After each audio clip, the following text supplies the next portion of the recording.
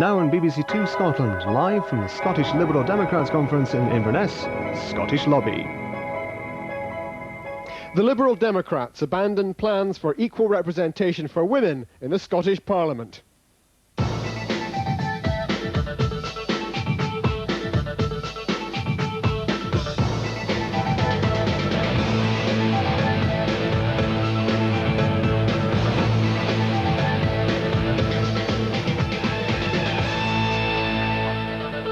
Jim Wallace says yes to coalition, but not on anyone else's terms, and a new opinion poll suggests a fresh SNP challenge. Hello and welcome to the Scottish Liberal Democrat Conference here in the Eden Court Theatre in Inverness, and a major setback for the cause of equal representation for women, at least in the Liberal Democrats. The party has abandoned attempts to ensure gender balance among its candidates for the Scottish Parliament. A motion calling for intervention in the selection of those candidates to boost the numbers of women has been withdrawn, and so the party has effectively said it will no longer attempt any positive discrimination in favour of women. Brian Taylor reports. Warm congratulations for those who've made it, but there are only 3 women among the 12 candidates selected by the Lib Dems so far for constituency seats. That prompted the leadership to suggest using the Parliament's top-up regional lists to correct gender imbalance.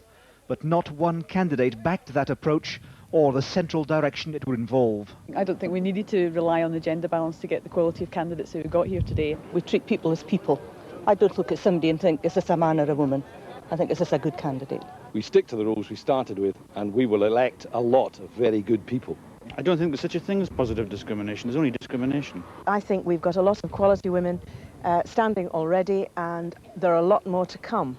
An early sign then of the way the debate was going. But offstage, the politicking continued all day. Under the plan, backed by the party convener Madeleine McLaren, women would mostly head the party's regional top-up lists to correct the imbalance emerging in the constituency section.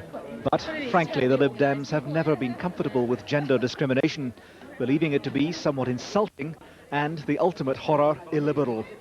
The mover had to withdraw the motion, blaming Labour for refusing to suspend the Sex Discrimination Act to allow positive action. I think in a complex issue such as this, with conflicting legal advice, Conference didn't feel it had the sufficient time to debate the issue and do justice. But isn't this all the most appalling guddle? I don't think it's a guddle. I think we have to be clear where we stand on this issue. We are reliant upon Labour honouring its side of the bargain. Not guilty, say Scottish Labour, who are pursuing action through constituency twinning. The Lib Dems previously signed a pact with Labour to achieve gender balance. Regardless of blame, tonight that looks finished. Jim Wallace had been ready to back the controversial motion. Ready, he says, to risk a legal challenge.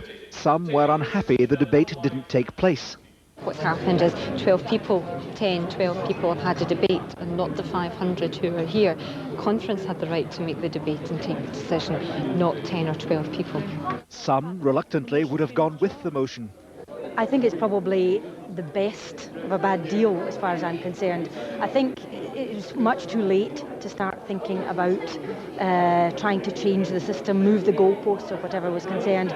If it had gone and it had moved forward, I probably would have voted for it, very, very reluctantly. Most, however, were fundamentally unhappy. For many of us, it was a situation where we were really moving the goalposts halfway through the game. And that's, to me, something which we can't justify. We've already started selecting our first-past-the-post candidates, and many of them have made decisions based on a system which had been agreed at our last conference. So to change the rules now, to my mind, was quite preposterous. Now, instead of central party intervention, local Lib Dems across Scotland will rank men and women together for the party's regional lists. But women's campaigners still hope for gender preference. The things that I am looking for is getting our sitting members of the Westminster Parliament to come out of the closet and be actively saying to the members in their constituencies, vote for women. It's argued women who've made it under the present rules have had to beat the system and surmount social obstacles. Better that, say the new hopefuls, than distort the system unfairly. For the party leader, the challenge now is to boost women's involvement. The route of positive discrimination has received a clear setback, with implications beyond the Liberal Democrats and their conference on the banks of the Ness. Brian Taylor, and with me now is the convener of the Scottish Party, Marilyn McLaren, and the former Chief Executive, Andy Miles. Marilyn McLaren, it's the end of the road for equal representation for women. I don't think it's the end of the road, no. It's rather a little hiccup, but I think what we're saying to party members in the regional parties is you still have the choice to select women, and in the selection of the top-up lists, then you should be looking very carefully at women candidates and seriously considering voting for them and putting them top of the list. But it'll mean fewer women candidates. It might mean fewer women candidates. Andy Miles, is this a male backlash? I don't think it's a male backlash, no. I think this was the Liberal Democrats debating issues of principle today. And I'm... Surely the principle was abandoned in favour of a last-minute, behind-the-scenes fix. No, Liberal Democrats are trying to balance principles of liberty and equality here. And it's a complex act, because they don't always work close hand in hand. And the thing that I'm most annoyed about, though, is the part that the Labour Party have played in this whole issue. So it's Labour's fault, is it? No, I don't think it's Labour's fault. I don't think there is a fault. We'll continue to try as hard as we can to make sure that we get good women candidates. And I can assure you that there will be excellent women candidates for the Liberal Democrats for this Parliament. Marilyn McLaren, let's be realistic. It was because a lot of male potential candidates felt they'd be frozen out that it led to this abandonment of the motion. I think it's actually males and females. I mean, it's after all, it's females who have voted in first past the post candidates. So you couldn't carry the women with you? I don't think. Well, some of the women we could carry, but I think it's too simplistic to say, you know, it's all the fault of the males or it's all the fault of the females. I think there is genuinely a concern about breaking the law, as the Liberal Democrats saw it, and we desperately needed the legal safety net, which central government has not given us, this exemption from the Sex Discrimination Act. That's the problem. Andy Miles, where does this leave the agreement you made in the convention with Labour about trying to seek gender balance? Labour threw that agreement in the bin months ago when they published the Scotland Bill. First of all, they cut the number of MSPs from 129, which was the fundamental of the electoral agreement. And but secondly, they're going ahead with gender balance. They're going to have twinning. Yes, and I'm afraid they're going ahead on a basis which is extremely legally dubious. But at least they're going ahead, Marilyn McLaren. Yes, at least they're going ahead, and I suspect probably the SNP were going ahead too. And we'll have to wait and see, though, whether they're challenged. You're both potential candidates in Lothian. Does this mean, Andy Miles, you'll be taking preference over Marilyn McLaren? I won't be taking preference over anybody. I'll be going to the members in Lothian and saying, here I am, Andy Miles, I want to be a prospective candidate. And Marilyn will be doing exactly the same thing, and Marilyn will be able to say... It's a setback for Marilyn, though, isn't it? For your hopes? I think it is a setback for women in the party. And for you. And I think that's true. But we're not going to give up. We're going to continue to campaign and to positively put forward women, and we're going to trust in the good sense of the local members. Marilyn McLaren, Andy Miles, thank you very much indeed. Well, the Scottish Liberal Democrat leader, Jim Wallace, avoided mention of gender balance in his speech. He said he was prepared to work with other parties in a Scottish Parliament, but he doesn't seem very attracted by either of the other main two. Perhaps an opinion poll in tomorrow's Mail and Sunday, conducted by telephone for the Murray organisation, might influence his choice. The poll indicates that in a Scottish parliamentary election, Labour would receive 42%, the SNP 36%, Liberal Democrats 9%, and the Tories 9%. It also suggests that in 15 years' time, 62% of people believe that Scotland will be fully independent, and 30% believe will still be part of the UK. But in his speech, he was still prepared to attack both Labour and the SNP together. There's been endless speculation here in Inverness about which party, SNP or Labour, the Lib Dems would be most likely to form a coalition with in a Scottish Parliament. Jim Wallace said he would consider coalition based on principle and a radical agenda, but he wasn't saying who with. He came to bury the other parties, not to praise them. So what is this Labour government offered Scotland? Higher council taxes, more school closures, fewer home helps, old people's homes under threat, increased charges all round for music tuition for disabled people, for leisure facilities. And from Labour councillors and Labour MPs, we hear nothing, only a deafening silence. Now, let's not forget, we were told that under Labour, the watchwords were education, education, education. Instead, it's school closures, school closures, school closures, larger classes, larger classes, larger classes, student fees, student fees, student fees. Mr Wallace criticised Labour for calling the SNP snake oil peddlers and sewer rats. Such language, he said, didn't dignify the business of politics. But he had a few choice words of his own for the SNP leader. So it's little wonder then that Alex Salmond finds it more comfortable to complain about passed-over knighthoods in a system he despises than indicate specific nationalist priorities in housing, health and education.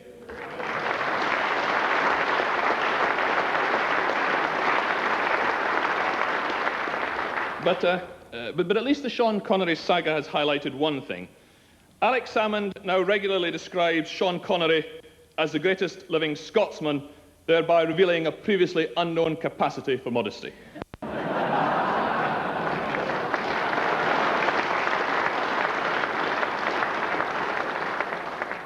But the most important advantage we have over the SNP is that we accept the referendum result. Alex Salmond does not. We want to get on and make the Parliament work, but Alex's priority is a referendum on independence.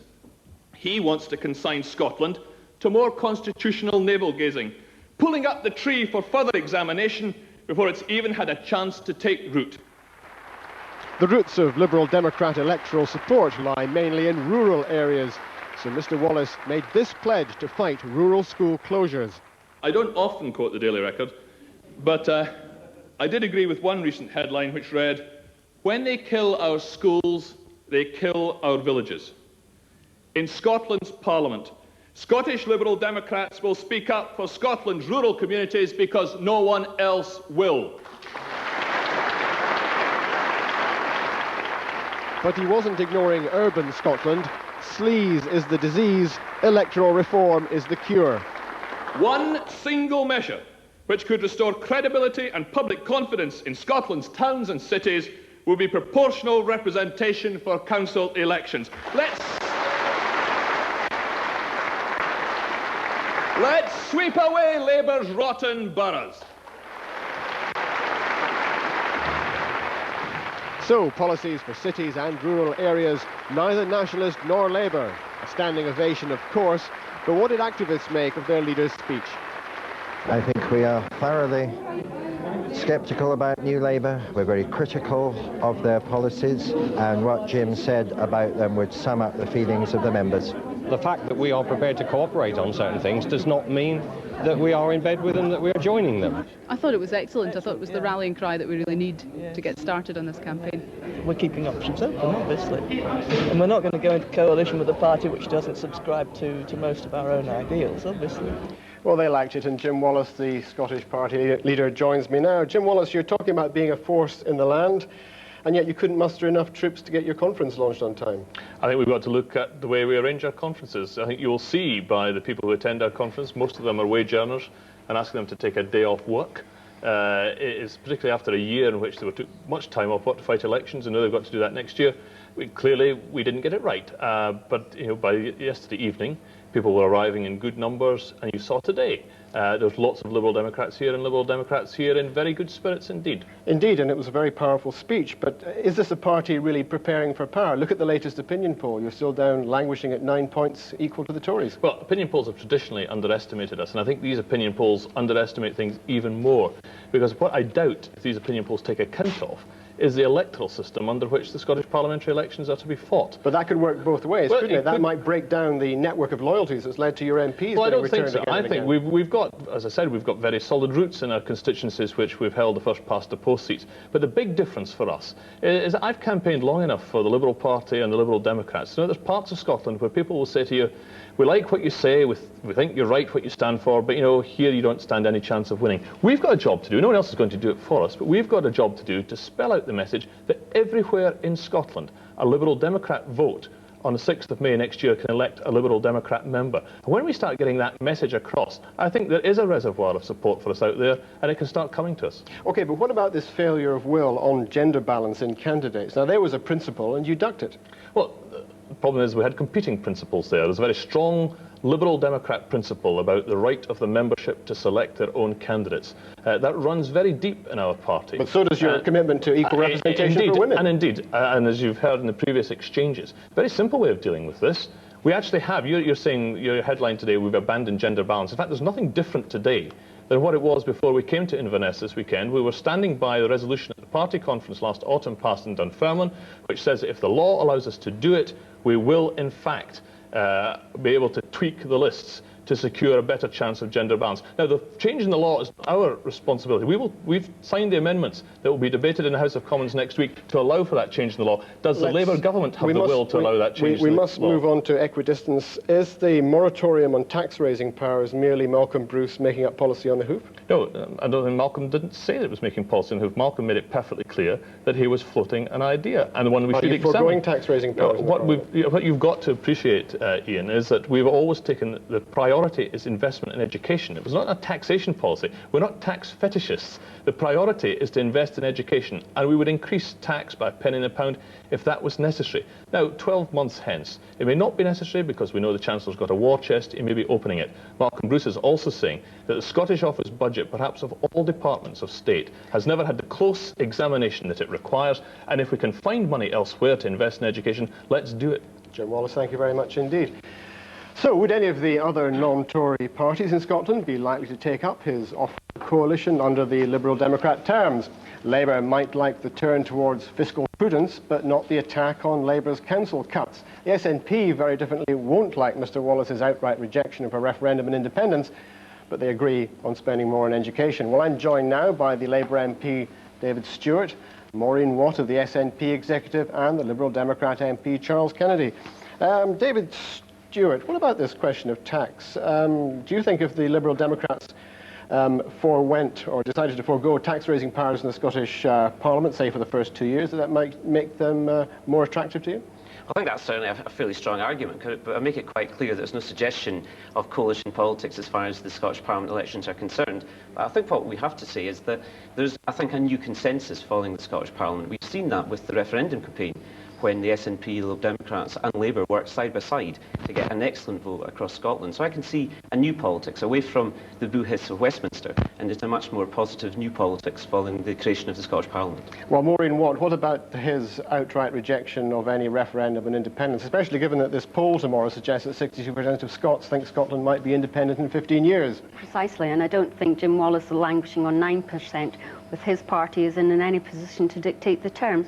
Of course, the SNP will continue to fight on its policies of independence for Scotland, and we will use the Scottish Parliament to promote our policies. We've never made any bones about that. We've been perfectly honest, and the electorate know that that is our policy.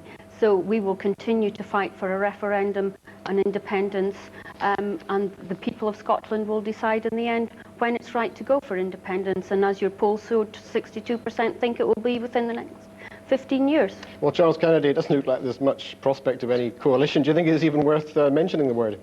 Oh, I think it's always worth mentioning, and I think it's possibly something that attracts more excitement from the media than it does from the activists, respectively, in all the three parties. Well, your party leader talked about it in his speech today. Yes. I mean, do you feel inclined either way? I mean, which would you prefer, Dave Stewart or Maureen Watt? Look, Jim Wallace and myself come into the House of Commons. Jim is a Liberal Alliance MP, myself as an SDP Alliance MP in '83. We've seen a lot of water go under the bridge since then, and one of the lessons that we certainly agree upon of that whole period is that we tend to do worst or do less better than we could or should when we spend our time talking about defining ourselves in terms of possible theoretical relationships with other parties. The best way to get votes in is to set out your shop stall and to argue like hell for it, and that's what we're going to do over the next 12 months. But the reason the Liberal Democrats are talking about coalitions is that where they've set their sights. They're only at 9%. They see that they're not a party in there winning. The difference is that the SNP are in there to win election in the Scottish Parliament. Well, David Stewart, this latest poll does indicate that the SNP threat appears to be a real one. Well, I don't think one swallow, with all respect, Well, makes, it's two makes now. a summer. Well, even two swallows. I think what we have obviously got to look at is work as hard as we possibly can to be the majority party in the Scottish Parliament elections next year. We had a tremendous high watermark with the election in the 1st of May, and we see our sights clearly as being the majority party and running the Scottish Parliament. But having said that, following the Scottish Parliament being set up, if there's clear issues that we can work together, then I personally don't have any problem working with Lib Dems or SNP on common issues, but not on coalition politics. Labour dominates the map. The SNP seem to be running them close now. Charles Kennedy, you're getting squeezed out. No, I don't think we're getting squeezed out, and I think that the name of the game for us is, first of all, to hold the base we've got in terms of the first past the post battles that will take place, and then obviously with the regional proportional representation top up, that's capacity that's involved in the system, to utilise that to the full extent as well. But we will only do that in both cases by talking about us and our values and being relevant to the people out there, outside this hall, outside this studio. Maureen, what does the Liberal Democrats' abandonment of the principle of gender balance mean for the future of equal representation for women in the Scottish Parliament? I think it's yet another abandonment of something that the Liberals and the Labour Party agreed in the Scottish Constitution. Mind you, you haven't adopted it yet, have you? Convention. No, we've got our conference on the 6th of June when we'll be discussing that and then going forward to selecting candidates. The Liberals couldn't get people to come to their conference on Friday, and they mucked up the agenda and their whole selection process. You're selecting candidates and then you're deciding about gender balance. You know, you've got the whole thing upside down. Must end it there. Charles Kennedy, Maureen Watt, David Stewart, thanks very much indeed. Thank you. Well, the conference didn't get off to a particularly auspicious start, as we've been hearing. Only 10 people turned up for the beginning of the conference, and attendance has been thin throughout. It might be that fewer women bother to turn up in future after the failure of gender balance. So is this a party preparing for power, or even a share of it? David Porter has been assessing the conference so far. If you're sitting comfortably, he'll begin. Once upon a time, naughty journalists used to make fun of the Liberal Democrats. We used to say that they held their conferences in places like these. But since the electoral fairy godmother visited them last year, everything has changed, or so we thought. They've been standing in the aisles at the Eden Court Theatre in Inverness this year. The trouble is that they've not been sitting in the seats. When you call yourself Scotland's official opposition with 10 MPs and more than 130 councillors, you'd expect someone to turn up to your conference on time. Hello, everybody, good morning. It's hurtful to be stood up, especially by your friends. So I think the sensible thing is that we go for a 10:30 start. So the word went out, your party needs you now. When they answered the call, delegates were told that it's good to talk, particularly if it's about how politics will change with the new Scottish Parliament. There is no room for Labour's Glasgow style of government or Paisley style politics. One of the first acts of the Scottish Parliament should be to bring in fair votes for local government, clear out the rotting stables. And a policy shift ahead of that Parliament, an attempt by the party leadership to shed the tax and spend image. This is a new Parliament, and I think the party's view is we must look to deliver value for money. It's a massive budget of £14.5 billion, and our objective is to give quality services at the lowest possible cost. And we should not be talking about putting up taxes until we've had a thorough review of that. The Lib Dems are also in another business, that of recruiting new members. This trio, all former Scottish Conservatives, paraded with Jim Wallace for the cameras today. The Liberal Democrats pride themselves on allowing open debate at their conferences. Today, one such example, education and religion, a debate on denominational schools. Catholic schools are full of lots of people who are not Catholic, Muslims, Hindus, other Christians. Be very careful that you're not singling out the Catholics alone. It is not really feasible in a democracy like ours to force a whole lot of people to give up a right they have had for some time. So I think progress has to be by persuasion and consensus and agreement, as the amendment sets out. Tonight here at the Eden Court, politics has given way to socialising. But things do move on, and already the theatre management are advertising a future attraction, The Tempest. It's a show no one here particularly wants to be in. David Porter, our man in the bar. Well, I'm joined now by our political staff, Brian Taylor and Kenny McIntyre. Brian Taylor, on the gender balance first, is this the end of the story, or will they still be trying to achieve some kind of equality for women? Ian, it's still moving even as we went on air. My understanding now is that the attempts will be made, perhaps from the centre, discreetly, without official backing, to give support to those women who are seeking to be the top of the list. I mean, let's be honest what we're talking about here. The Lib Dems reckon under the present voting pattern, they've got roughly 11 winnable seats first past the post and round about 5 from the top-ups. So they're looking to help those 5 perhaps get women towards the top of the lists by backing them with some leaflets, giving them some additional training, giving them a bit of a high profile. Discreet, from the centre, not official. Kenny McIntyre, on the showing of this weekend, does this look like a party which is heading for a share of power? I think it hasn't gone very well. The problem is they hyped it up so much in advance, the biggest and best conference ever. Got off to a very sluggy start. And I think we had this impression, as you made to the point you made to Jim Wallace, of Malcolm Bruce making policy up in the hoof. I think they're potentially difficult. And I think over the issue of women, I think they've handed Labour certainly a bit of a gift here.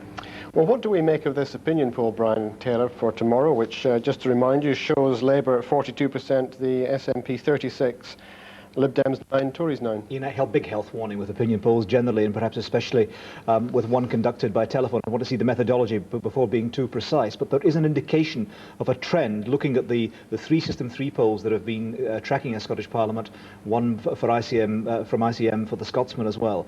It would indicate that at the very least, the wishes of those in the Labour Party to kill off the SNP by devolution will be frustrated. It doesn't appear the nationalist appeal is going to be killed off by devolution, perhaps rather the contrary. Kenny, what about this idea that Scotland might be independent in 15 years?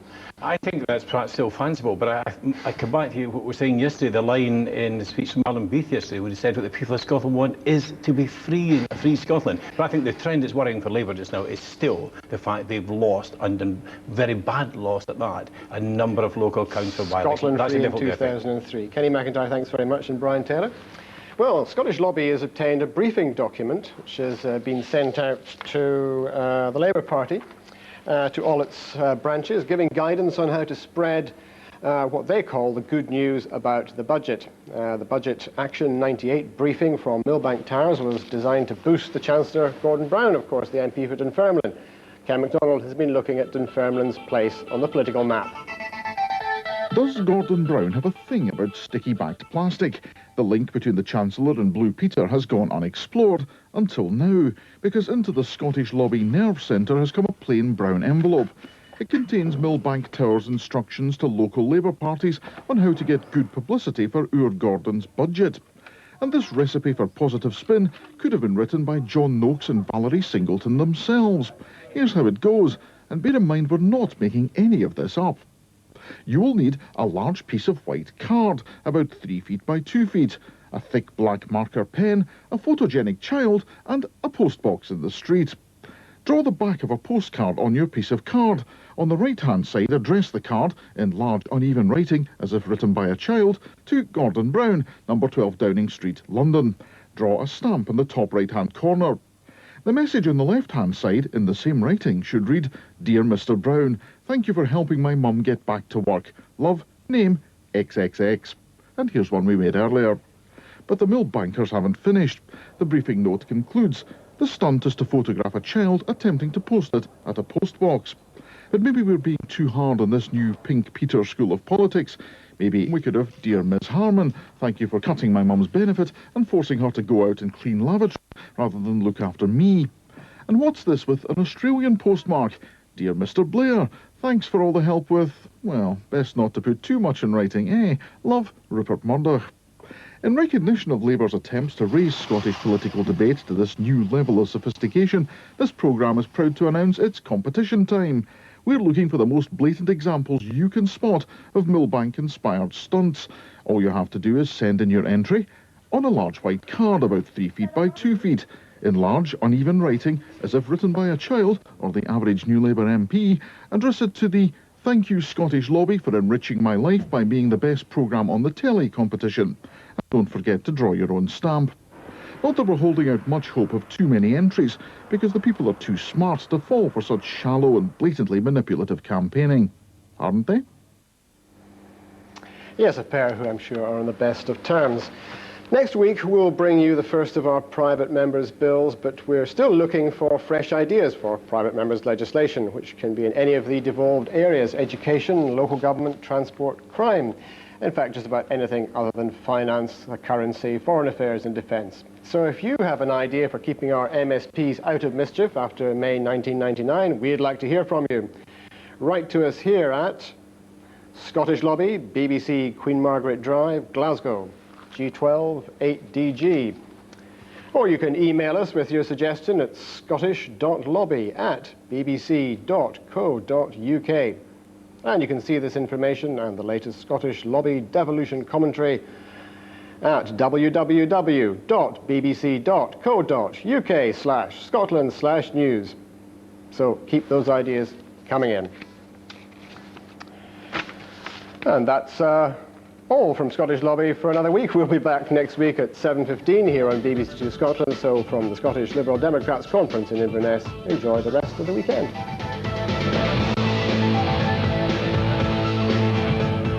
And we're sorry about the occasional breakup of pictures and sound during the programme, which some viewers may have seen. This was due to technical problems beyond our control.